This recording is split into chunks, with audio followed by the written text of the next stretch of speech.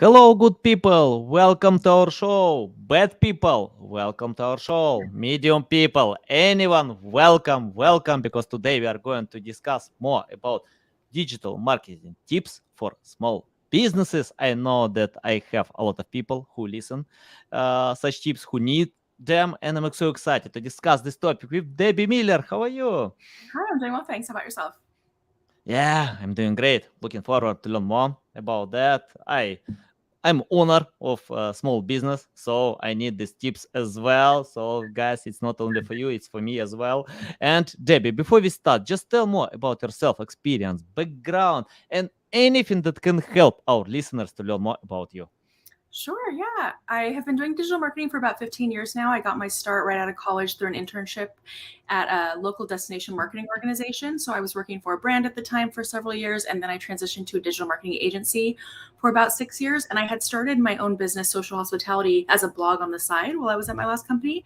So I was working primarily with hospitality brands. And at the time, this was 10 or so years ago, there wasn't a really good resource for social media for the hospitality industry specifically. So that was kind of the inspiration behind the blog. And then the blog kind of evolved into a side business as well while I was at my last company. And now I've been running social hospitality as a full-time business for about 7 years. So we work with a variety of different businesses, both in and out of the hospitality space, and help them with things like social media, content marketing, email marketing, blogging, SEO, all those kind of things that all tie the digital marketing landscape together on the content marketing side of things. Nice, love it, love your experience, Debbie. I have the first question about creating the right strategy. What I usually see when business owners copy competitors, replicate their strategies. For example, I often get the question, please steal me traffic and sales from this competitor, specific competitor. But it's not good idea because everyone has their unique selling proposition, everyone has their strong sides. And for example, if competitors are good with YouTube, it doesn't mean that we need to film videos to get the same sales, because I have no idea how to compete with Mr. Beast, because I'm not good with filming. My strong side is quite different. Can you tell how to find the right strategy considering unique selling proposition and strong sides of a specific business? Yeah, so definitely these strategies can vary based on the business's specific goals and industries and things like that. So just keep that in mind as we go through these. But I think the first step a small business should take would be to identify your target audience. So that means looking at your demographics, their interests, age, locations, all of those different kind of things, look, income level, lifestyle, all of those things can really inform who your customer is. And once you know who your customers already are, or your ideal kind of target audience, you can craft messaging and marketing strategies that are tailored toward that specific demographic. And that way you're not just putting content out that is tailored toward everyone, because you might be spending a lot of time turning your wheels and targeting people that are never going to, buy your product or use your service. So making sure that you know exactly who you're targeting is a great starting point for figuring out how to develop your strategy. From there, you can develop a buyer persona, which would be kind of a detailed profile of your ideal customer based on that research that you've done, figuring out those demographics and that kind of stuff.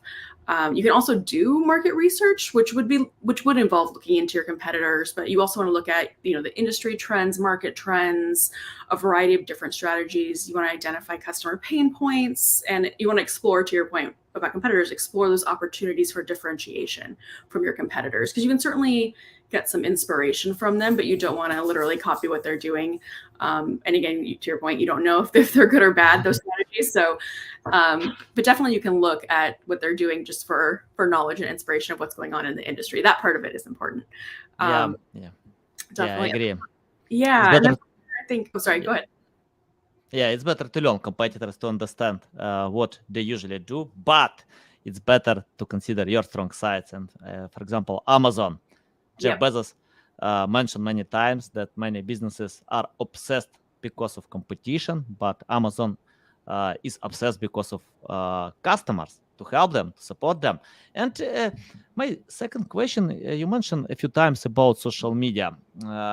And it's a big struggle to sell on social media, especially in content marketing, when we need to create these marketing messages to help our customers in their buyer journey. Can you tell how to do it, how to submit this call to action? I mean, like, because if you submit directly, social media can disengage your content, and yeah, engagement rate is low. But any tips about that? How to help support with content marketing, but to sell products in the end? Yeah, that's a great question. So definitely you want to differentiate, like I said, differentiate yourself from your competitors, do that market research, find out where your audience is, where they hang out online. So for example, I get a lot of clients that are like, should we be on TikTok, for example? And if you're a luxury brand, TikTok might not be where your audience is hanging out, for example. It's where, Gen Z is hanging out. Certainly there's a lot of stuff that goes viral on TikTok, but it might not be a one size fits all thing depending on your brand. So looking at your brand, where your audience hangs out online, look at where your competitor hangs out online, and make sure you're part of those conversations. So finding the right platforms, I think, would be the first step there. And then making sure you're standing out from the crowd. So that means having a variety of personal content as well as kind of that more salesy content. You just don't want to be selling all the time. People are going to get real turned off by that. So making sure that you have a good variety, that you're telling a story, that you're creating an experiential dynamic with your audience, that you're creating relationships with your audience that'll help, build that brand loyalty, speaking to your customers directly, engaging with them, responding to comments when they're talking to you. It's always interesting. I used to joke how a lot of brands use social media without being social. So make sure you're being social, you're engaging with other companies, you're engaging with your audience, and this is what's so different about social media compared to more traditional marketing and advertising techniques before, was that this gives us a two-way conversation that hadn't really been available in the same way before. So I think taking advantage of that can be incredibly useful. Let me share a short story Sure. about Lloyd Richards. He published a book 11 years ago, but he spent 14 years to write a single book. 14 years, a lot of work, to write a single book. I can't imagine about that. But then he used some marketing, sales channels, but got random sales, nothing special.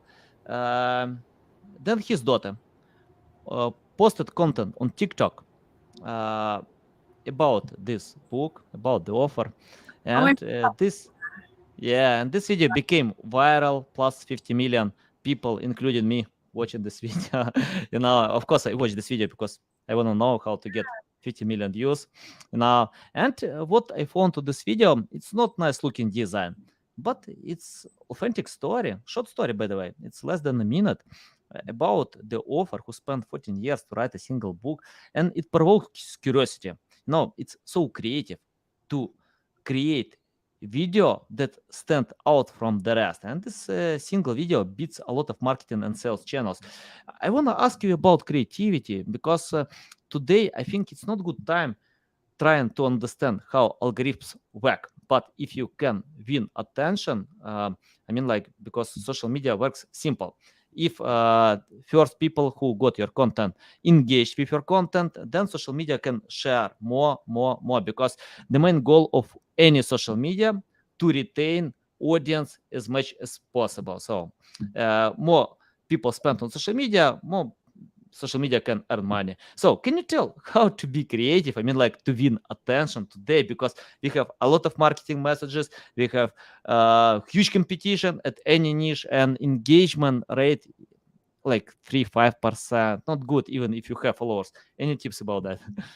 Yeah, definitely. So I want to share an example of a campaign that I helped work on that kind of hit all these different points. So it was for a hotel, and their general manager is from Britain. So he wanted to do, the idea kind of stemmed from that, but it was a Queen for a Day Mother's Day brunch. So the Mother's Day brunch was a regular event that they did at the hotel every year, and they decided to put together an integrated marketing campaign. So this hit a bunch of different aspects of the business, but they put together this brunch, and they wanted to do it. We did a giveaway for it on social media.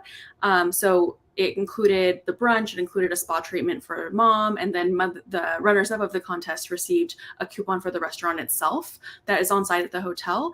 And we were able to run this campaign across various social media channels, as well as email marketing, press releases. We promoted it on the website. We partnered with local bloggers and influencers to promote it as well. And at the end of the campaign, guests spent about 20% more time on the hotel's website, dining pages during that period, and the restaurant doubled their revenue that month. And then the website, on the digital side, the website also saw a 200% plus increase in traffic, and then over 170% increase in Facebook referrals, and a bunch of really good numbers across the board. So I think finding those more integrated campaigns is a great idea, kind of doing something that's not just on social, but that's integrated to the overall brand itself. That's a good way to be a little bit more distinct versus just doing another social media giveaway, because those are kind of all over the place. That said, if you do have a specific initiative that you're trying to do, like reach a certain milestone in terms of followers, for example, I see a lot of brands do that. They're almost at 10,000 followers. They'll do some sort of campaign to stimulate engagement so that when they hit $10,000, they'll give something away. Certainly that can work well, but that kind of thing catches a lot of, they call them kind of giveaway seekers. There's people who just like to enter giveaways but aren't actually ever going to be a patron of that brand.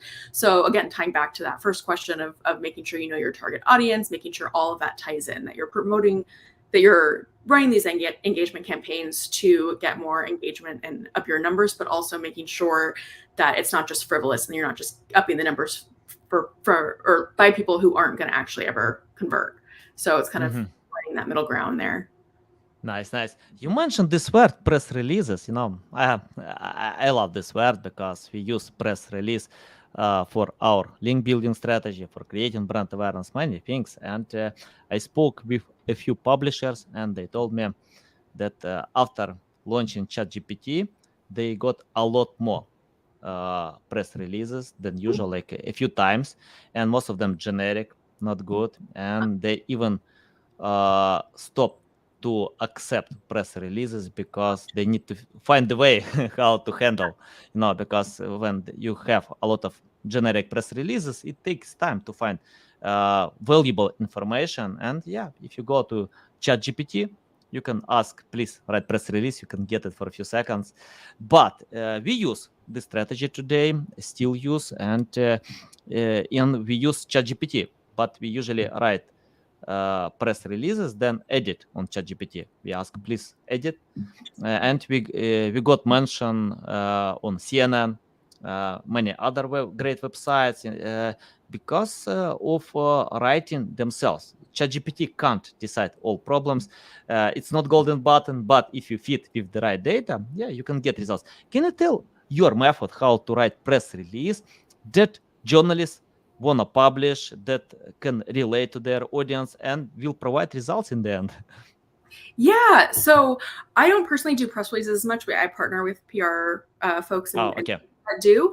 But I can speak a little bit to that. I've seen a variety of press releases and kind of know what they usually entail. So the beginning usually starts with introducing whatever they're promoting. So diving into that, usually there's a quote from any relevant parties in there. You want to talk about the differentiating factors of the campaign, why it's important, why people should come, or whatever the case may be.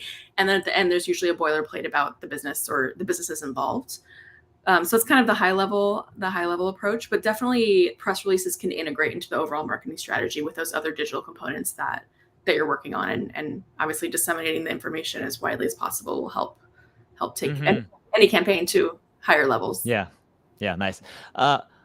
Okay, if we are talking about hospitality, I usually remind myself about big businesses, for example, Booking, Expedia, many other big websites that you need to compete with them, including Yelp. I mean, like catalogs that can provide the information about many businesses. Can you tell how compete with them, how to stand out from the rest? If you are talking about small business, we have small budget compared to, I don't know, Expedia. I can't imagine what kind of budget they have, but probably big budget. They have authority, and I see this issue everywhere. For example, if I remember when I promoted website in the weight loss supplement niche, and we compete with brands that cost $1 billion, big brands. It's hard. That was hard, but we found the way how to outsmart them. I mean, like we didn't compete. We find the way how to create something better. I mean, in different direction that big brands ignore. Can you tell your methods how to stand out from the rest when you have big competitors in hospitality niche?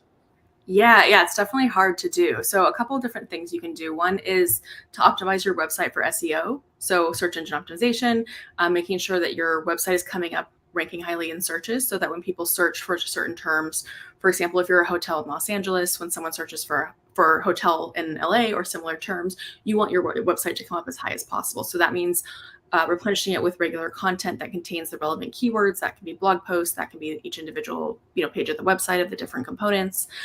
Making sure that your social media presence is up to date and current. That also will help with SEO and kind of tie everything back in. You can also do pay-per-click advertising, different things like that. Email marketing is a great way to both keep in touch with your current customers and get new customers. Kind of once you build that loyal audience, you can nurture those audiences through kind of those direct touch points so that they don't have to go searching and potentially find another hotel through Expedia or whatever the case may be.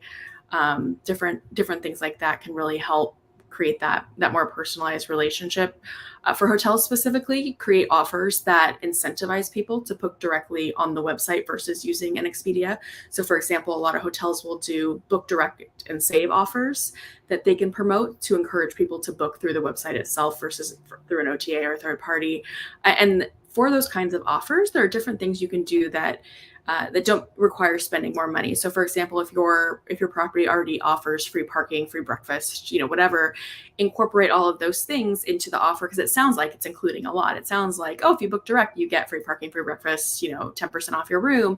And that might be things that are included anyway, but it just makes it sound like a better deal that someone might feel more inclined to pursue on the website versus going to a third party. So finding ways to get people to your website, to keep them there, providing valuable information. That's where I think a blog is a great tool to keep people on your website, to be able to research information on the area that they're coming to visit, stuff like that. User-generated content is also a great way nowadays to get more exposure for your brand and create kind of a more personalized story, working with influencers and having folks, real people with real followings, promote the brands as well is a great way to get kind of a more personalized touch.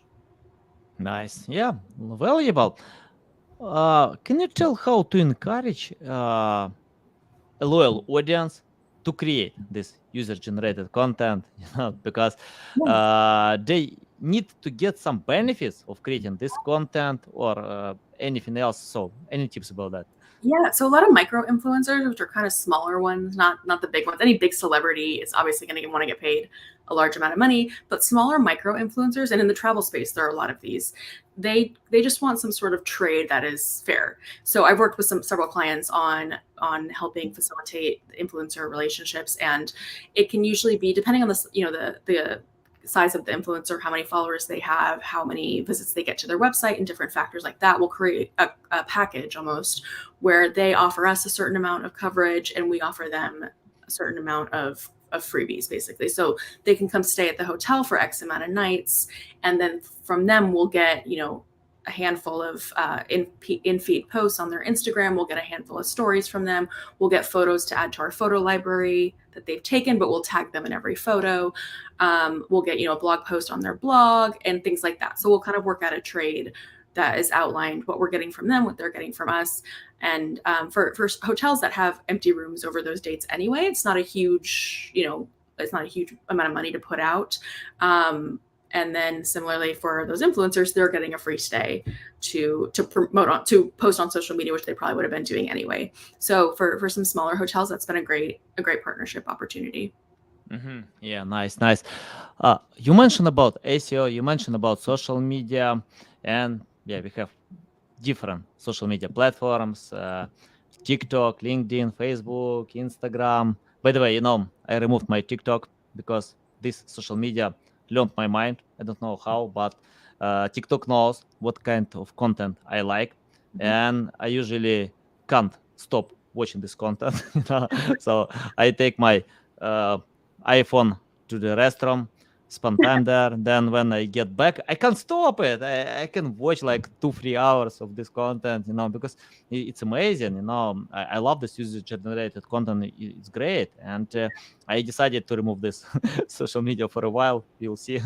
I don't have the same experience on LinkedIn, Facebook, Instagram. Only TikTok knows how to provide real valuable content. I mean, like content that I like.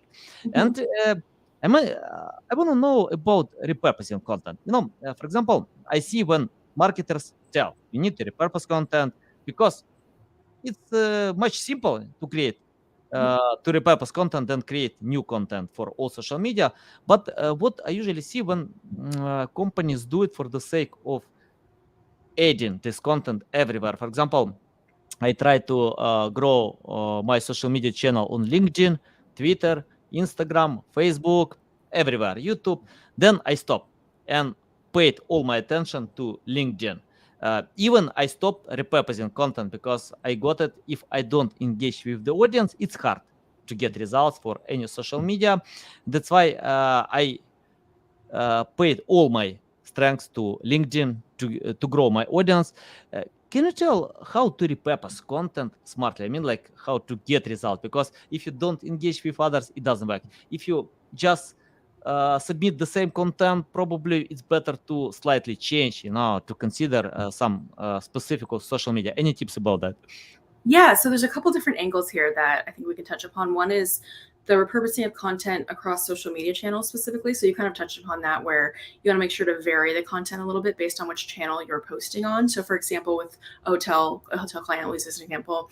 For LinkedIn, they want to get one of my hotels wants to get what they call legislative business. So that's people coming into town. They're in a capital. They're located in a state capital. So they get a lot of people coming into town for legislative sessions and stuff like that. And they want to target those people specifically. So we do more on LinkedIn to target those people that we frame differently than we do on the other channels.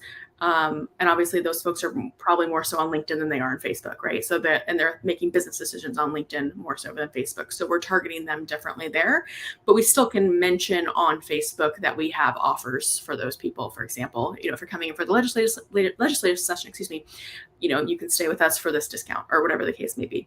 And then another side of repurposing content would be repurposing any and all of your marketing content for social media. So for example, one thing you can do now is take a blog post that you've written. Say you've written a blog post about five tips for small businesses. I'll just use a blog post I might have on my own website. I can take that blog post and perhaps create an Instagram reel with it, or create, a blog post and create a LinkedIn post and kind of give the high level overview, but then link to the post itself on my website. So there's different ways to repurpose content that you have on your website onto social. And I think there's a lot of opportunity there, both in terms of creating social media posts to promote your website and your website content, as well as now getting more creative and creating, TikToks or Instagram reels to disseminate that information in a way that's more visual and more fun, and not just another blog post and not just another, listicle in a post, So I think you can get creative with kind of that cross marketing of both your website, and your social media efforts. Nice. Yeah. Love it. Awesome. Debbie, I want to ask about your communication skills. I opened your LinkedIn account because I love opening LinkedIn accounts. And I see that you have 15 years of experience. Impressive. And experience marketing communications. Can you tell more about that? How communications can help you in marketing, and how others can use the same efforts to increase results with marketing? Yeah, definitely. I kind of fell into marketing on accident. Like I mentioned, I got it through an internship program in college. I was actually an English major, so I always enjoyed writing. I've always loved storytelling and those kinds of things, and that translates perfectly to marketing. Marketing was kind of a happy accident, but the ability to write well and convey messages and tell stories and create that experiential content for brands is really exciting and really, creatively, stimulating. So I really loved it. And I think being able to tell stories and being able to write well and convey your brand, mission, goals, going back even internally, your marketing strategy, being able to outline all that and articulate it in a way that the team all can understand and comprehend is critical to success. And then similarly, disseminating it and putting your message online through social media, through your blog posts, through your website, etc., is also important. So that's kind of why with my agency, we focus on the communications aspects of marketing. There are a lot more technical components of marketing and a lot more traditional marketing. There's a variety of different legs of marketing that we don't focus on, that we partner with other agencies that are experts in those fields to focus on. But I think for us, the content, the communication side of things is where my background and my passion definitely lie, and what we've been able to kind of build the brand from. So I think being able to integrate the communications side of marketing into any marketing strategy is pivotal to success. Nice. Awesome. Awesome. You mentioned about your agency. I want to know more, because in marketing, it's important to have your strong side, unique selling proposition. For example, I compare my skills with many specialists who speak on my podcast: Neil Patel, Rand Fishkin, Lily Ray, many great specialists, Jeff Coyle. And I found that many of them can beat me in one side. For example, Lily Ray can beat me about EEAT. Jeff Coyle knows how to create advanced strategy. So yeah, I think everyone has their strong side. Can you tell what kind of strong side you have, your agency has, and how you can beat your competitors in one side? Because we have a million agencies, freelancers. So your strong side.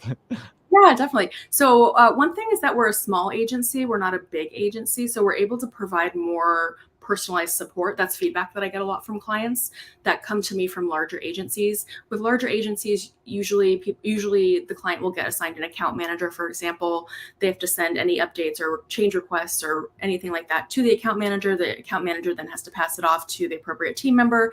And there can be a lot of bottleneck. That can take a while. It's a lot of communication.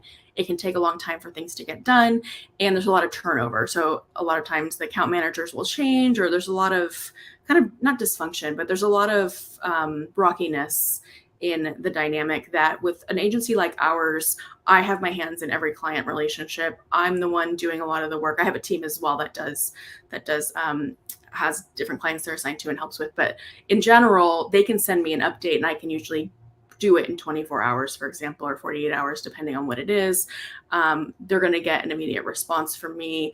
They're going to get, a more personalized relationship, and I'm able to more easily integrate into the marketing team and create these long-term relationships with the clients. That is a little bit different from what they get from a larger agency.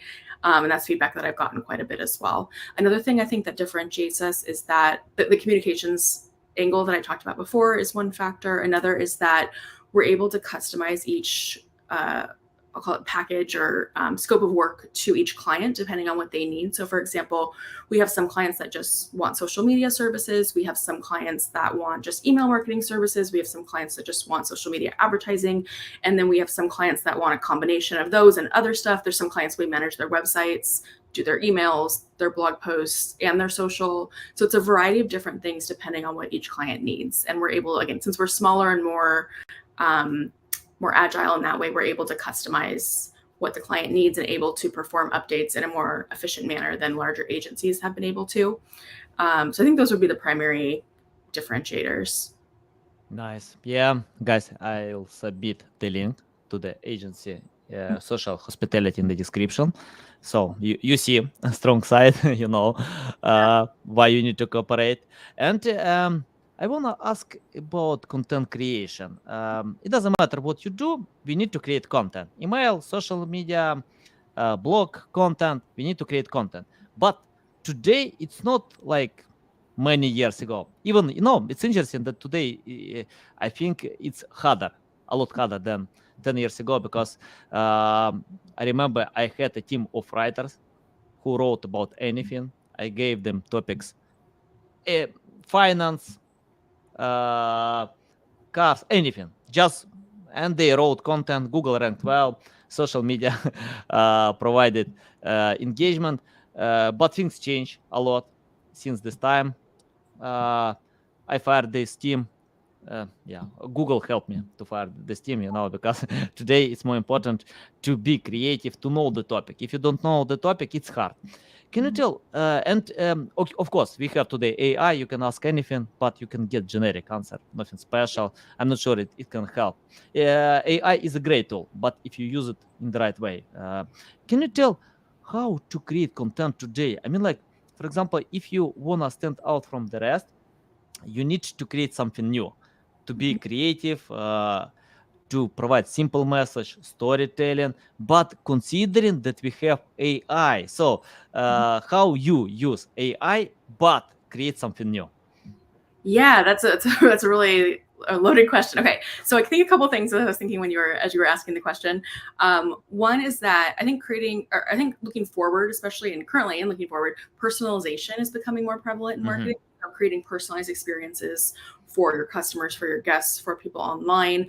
So that might be with your email strategy, sending people a birthday message, for example. But creating personalized experiences is becoming more common, and AI can definitely help with that. And if you think of brands like Netflix, where after you watch a show, they propose other shows that you might like based on your watch, or Amazon, you just bought this product, you might also like this product. That's an example of AI-based personalization. TikTok knows, I know exactly. Yeah, to your point earlier about TikTok, showing you exactly what you want to see. Yeah. So I think AI is definitely moving more in that direction of being able to help brands, create personalized campaigns. And also with chatbots have been around for a while, but that's another example of how AI related generative AI is able to assist with things like support requests on websites. Now when you go to a website, you see the little chat thing in the corner, and you can chat with a bot for a bit before you get to a person, but they're able to relatively well, respond to you and stuff like that. I think AI will assist more with marketing materials, with designing products, with a variety of different things. So we're heading that direction. I don't know yet exactly what it's going to look like, or where it's going to go or end, or but I think using AI and data, like going back to that the core note about developing your target audience and all that kind of stuff, using data and AI, you can create more personalized experiences and create more personalized content, and know what kind of things your customers are doing, and being able to create content and stories. And we've also been talking about content in terms of words, but also content can also be visual. So create like the Instagram Reels, Canva. Now you can create amazing social media graphics, and I think AI also, you can create graphics now as well. So finding ways to use AI to streamline processes and become more efficient, but also making sure that you're hitting those touch points of hitting your customers in the right ways with the right personalized experiences. Yeah, I agree. That was simple to ignore AI, hard today, impossible tomorrow. And I spoke with Jeff Coyle. Yeah. Jeff Coyle, co-founder of Market News, told me that in the future we'll have three companies. The first company will develop AI, the second company will implement AI, and the third company will be obsolete. Who can leave the trade. So it's important to do it. I used AI before ChatGPT. Today I use a lot more because it's amazing tool, and we got great results with AI. But we don't create content from scratch. Right. If you feed AI with the right data, just collect data, give to AI. If you're a terrible writer, then you can hire ChatGPT, to create this content. And I know that many great writers disagree that AI will replace them, but I think AI will not replace them, but AI will change them how they will write and create content, because I disagree with them. They will write themselves, because I think it's the same like when farmers got the first tractor. After that, they stop digging, manually. they don't use a shovel. And I think a pen is the same. Pen will be obsolete because and typing will be obsolete because but we still need prompt experts who can ask the right questions. We still need someone who can edit this content. So exactly. writers will find their way on this direction. So but I'm not sure they will compete with AI because it's only beginning. I don't know what will be. I think I saw something of this nature in regard to the writer strike that's currently happening, because I know it's another conversation about AI writing scripts in place of writers for television and movies. But I think something I saw that really resonated was about how humans have emotions, they have experiences, they have, all they're human beings, and AI is not. So AI can maybe provide, a template or a starting point, or to, you kind of said the same thing. Like it can provide kind of a baseline for certain copy, for marketing copy, but certainly having a human edit it, finesse it, inject some emotion and story, that's what's really going to make your copy stand out. So it can't fully replace humans, I don't think. Nice. I hope. I agree. Debbie.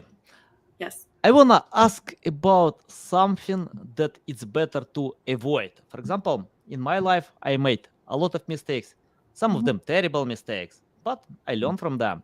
And I think we have to types of mistakes. The first type that you can avoid by learning from others. The second that you need to do. We can't avoid all mistakes. And I think everyone starts from best practices, generic strategies. Then we adapt to learn and create something better.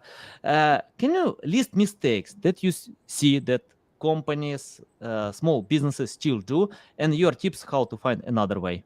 Yeah. So I think a couple of mistakes to avoid. One basic one would be neglecting your website. So I think making sure your website is up to date, current. Everyone checks, Google's everything before they do anything nowadays. So making sure your website is current, that it's functional, that it looks good, that it's people are able to easily find the basic information that they're looking for is priority one. I think another thing that would be a mistake would be not talking to your target audience, like we talked about before, making sure you're targeting the right folks. Kind of along those lines, you also want to make sure that when you are talking to your audience, you don't want to fatigue them. You don't want to just kind of say the same thing over and over. That's something that can become pretty common on social media, a lot of redundancy. So making sure that you're diversifying your content, diversifying both your content in terms of what you're talking about and the way that you talk about it. Both of those angles, I think, is important. So you're not just doing the same types of content all the time, even if you have different things you're saying, if that makes sense. And then I think not tracking your results is a real missed opportunity. So one thing at the beginning as well that I don't remember if we got to was setting goals for your social media, for your marketing campaigns, whether that's to grow your numbers, whether that's conversions. It's different for a lot of different brands, but identifying your ultimate goals and then tracking what you're doing to achieve those goals obviously is really important. So sometimes brands just kind of haphazardly do stuff because they think they should be doing it. They'll hear like, oh, I heard we should be on Instagram. Let's go on Instagram. And they kind of just randomly throw stuff on Instagram, but they're not being strategic and they're not monitoring what they're doing and they're not tracking their results. So they don't know if they're wasting their time or not. So making sure to track your results and then, analyzing that data and learning from it. So learning that, this reel did really well last month. So let's do more reels like that next month, for example. It can be that basic, but just knowing what you're doing and what's working and what's not working can really help propel you forward. Yeah, love it, Debbie. Awesome. And I wanna ask more about setting the right goals because I see when companies chase likes, comments, traffic, But once I spoke with webmaster who lost 400,000 traffic because Google dropped his ranking positions, but he didn't lose any sales. So he got a lot of traffic that didn't convert. He couldn't monetize this traffic. And I see it's a big issue, when companies create, I don't know, like they chase Wagyu metrics. And once I watched an interview with Arnold Schwarzenegger, and he told that his success depends on creating clear vision, clear goals. He knows what he is doing and what kind of results he want to achieve, and he doesn't care if someone believes or not on that. He achieved all results in sport, politics, everywhere. Sorry for my dogs, they usually take part in my podcast. My dog's behind too. Yeah, and he told that he knows what he wants to achieve. He created clear goals. Can you tell how to do it in marketing? Because if you set goals, it doesn't mean that these goals will bring results, create brand awareness and anything. So any tips about that? Yeah. So I think this is a common abbreviation that people know, but setting SMART goals. So SMART stands for specific, measurable, attainable, relevant, and time bound. So those are the kind of the different types of goals you want to set. So I think obviously specific, measurable are pretty straightforward. Attainable is important too. I think like I talk to some brands, or I'll talk to some like potential clients out the gate, and they'll be like, I want to go viral, or they'll say something like you have 100 followers, like for you to go viral is a long shot, but we can set some smaller attainable goals in the meantime, and then hopefully you'll go viral down. But stuff like that, like you want to make sure the goals are attainable, because if you set a goal that's not attainable, it's going to just kind of bring everything down and slow everything down, and you're going to miss the potential benefits along the way, the potential goals you could have hit along the way. So attainable is an important one. The R, relevant, is also an important one. So making sure the goals are relevant to your brand. Again, different brands, different industries, different companies all can have very different goals. And so making sure your goals are relevant. Just because one brand's goals are X doesn't mean yours are also. You might have something totally different that makes sense for you. And then time bound, obviously making sure that it's relevant to the time. So for example, 5 years ago, going viral on TikTok wouldn't have even been a thing in anyone's mind. And now it is, obviously. So timely trends. And as I'm sure you know, the algorithms are changing all the time on all the platforms. So with that, setting goals that are relevant to the time. And then just figuring out what those goals are. So those goals could be, increasing brand awareness, just getting your name out there, your brand out there. It could be generating leads. It could be driving sales, depending on what it is. I work with now a lot of law firms, and they're all in the personal injury space, for example. And, personal injury attorney is not something you're looking for until you need it, till something horrible has happened. And so for them, they use social and all the other avenues to just increase brand awareness. They want to be top of mind when you get in a car accident, for example. They want you to call them. They're not trying to drive sales, obviously to their website. They're not selling anything. They don't really need to generate leads, in the same way a B2B company would need to generate leads. They just want to increase brand awareness. And they use social media as a tool for that. So that's an example of a brand awareness type of industry. But again, if you're a B2B company, your goal is probably to generate leads, generate sales. If you're a hotel, you want to sell hotel rooms, obviously. So it can be very different depending on what kind of business you are. Yeah, nice. Love it. By the way, I caught who made this noise. Yeah, I have it. Yeah, it's awesome. Yeah, Debbie, I have 2 questions left, and one question that I can't avoid. Sorry for that, but I see a lot of books on your background. Can you tell what kind of books you love to read? Because I love reading books. It's Sure. I remember when I had this bad habit to overwatch TV, but I changed this bad habit. I replaced with reading books. Today I enjoy it. It's much better, interesting. Oh, you just muted yourself, I think. Yeah. Tell what kind of books do you like to read and how they can help you to create much better results in marketing. Yeah, that's actually a great question. So I like a variety of books. So I do like some, I like nonfiction and fiction. I like, in terms of fiction, I do like the kind of chick lit type stuff that's entertaining. I like mysteries and thrillers as well. In terms of nonfiction, I love business books and like psychology books as well. I think on the business side, some books that stood out to me as you were asking the question, I think Start With Why by Simon Sinek is a great one. He also did a TED Talk on that topic. I love Sheryl Sandberg. She wrote a book called Lean In. It was about women in business that really resonated. I think I have some others on like content marketing and stuff like that behind me as well. But yeah, I think anything that can help you better your craft. The thing with digital marketing books is difficult is that a lot of them are older, so they're now outdated. So I have some books on like social media marketing and content marketing, and I know that at this point they're outdated. So I don't know if I should mention them. I know CC Chapman has a great content marketing book. He and Anne Hadley. I think it's called Content. What's it called? Everybody Writes is Anne Handley. And then CC Chapman and Anne Handley have another book about content rules, I think. That was very good. I remember reading it back in the day.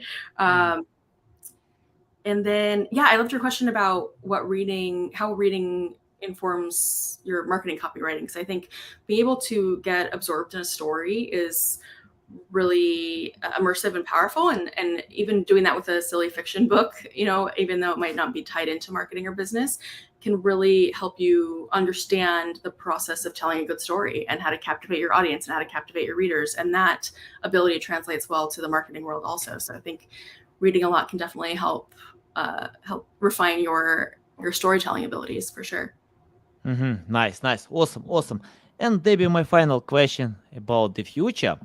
I want to ask you, please take your crystal ball and forecast what kind of future will be, because my crystal ball doesn't work. I checked when I bought some crypto, and my crystal ball told me this crypto will go up, but it went down. But anyway, I don't put all bags in one basket, so I'm good with that. So can you tell what kind of future will be in marketing? Because many things are coming. We have AI. Apple is going to create augmented reality. By the way, I don't see a big difference, because most people use iPhone, to watch to the screen. It's the same that you have on your head, this headset. And can you tell what kind of future will be and how to adapt to this possible future? Yeah, well, I think AI and VR related updates are obviously coming. We talked about that a little bit earlier with generative AI assisting with more marketing materials and support and that kind of stuff.